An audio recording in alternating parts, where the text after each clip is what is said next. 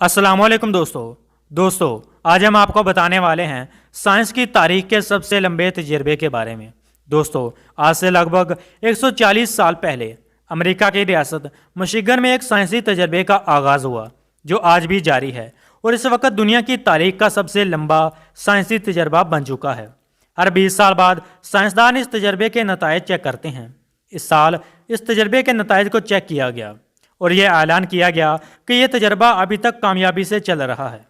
अप्रैल 1879 में अमेरिकी साइंसदान William bell ज़राई बीजों पर तहकीक कर रहे थे। उन्होंने 20 बड़ी बोतलें लीं। इनमें से हर एक में हज़ारों मुख्तलिफ किस्म की जड़ी बूटियों के बीज डाले और फिर बोतलों को खुश्क रेत से भरकर सरब महर कर दिया ताकि बोतलों में ये बीज फूटने ना पाएं। इन तमाम बोतलों को मिशिगन स्टेट यूनिवर्सिटी के कैंपस में एक खुफिया जगह पर ज़मीन में दफना दिया गया। वो ये जानना चाहते थे कि खुद रूह जड़ी बूटियों के बीज कितनी देर तक बारावर रह सकते हैं। इनका प्लान ये था कि हर 5 साल बाद वो एक बोतल निकालेंगे और इस बोतल के बीजों को उगाने की कोशिशें करेंगे। दोस्तों, एक बोतल खोलकर इन बीजों को उगाकर ये टेस्ट करते रहे।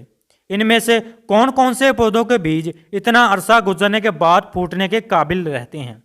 1920 तक इनमें से अक्सर बीज फूटने के काबिल नहीं रहे थे, लेकिन कुछ बीज तजर्बे के आगाज़ के 40 साल गुजर जाने के बावजूद भी कामयाबी से फूट रहे थे और पौधे पैदा कर रहे थे।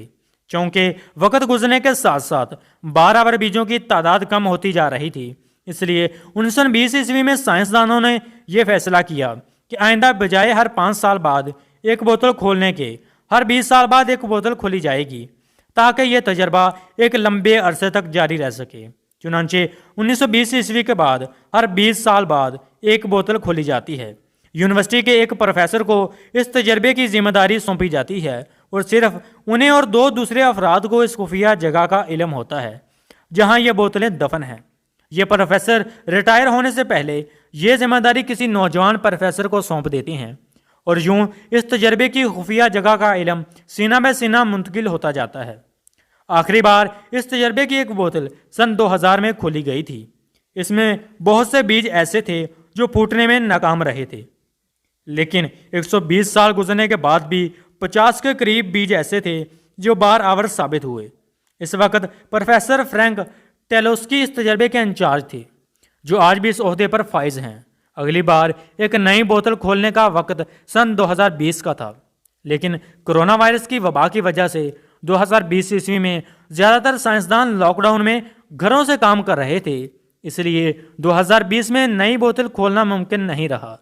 चुनांचे अब जबकि अमेरिका में कोरोना की वबा में कमी आई है और कुछ साइंसदानों ने दोबारा लेबॉर्ट्री में काम शुरू कर दिया है, अब इस तजर्बे को आगे बढ़ाते हुए एक नई बोतल खोलने का फैसला किया गया है। चूँकि डॉक्टर टेलोस्की अब रिटायरमेंट के करीब हैं, इसलिए उन्होंने 3 नौजवान प्रोफेसर्स को इस काम के लिए चुना और उनके साथ मिलकर इस तजर्बे की एक बोतल निकालने का प्रोग्राम बनाया। अब ऐसा नहीं है कि ये बोतलें किसी फ्रीज़र में पड़ी हों जहां से एक बोतल निकाल ली जाए। ये बोतलें एक खुफिया जगह पर ज़मीन में दबी हुई हैं।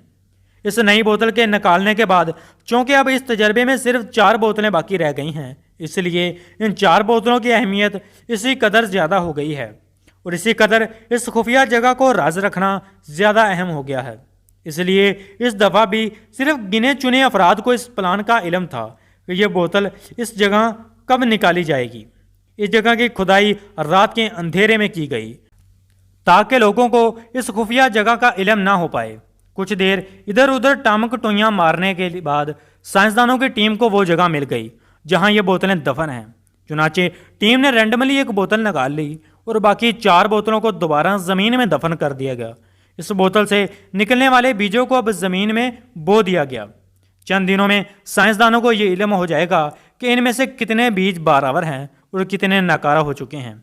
चूँकि अभी इस तजर्बे की 4 बोतलें बाकी हैं, इसलिए यह तजर्बा कम से कम सन 2100 तक जारी रहेगा।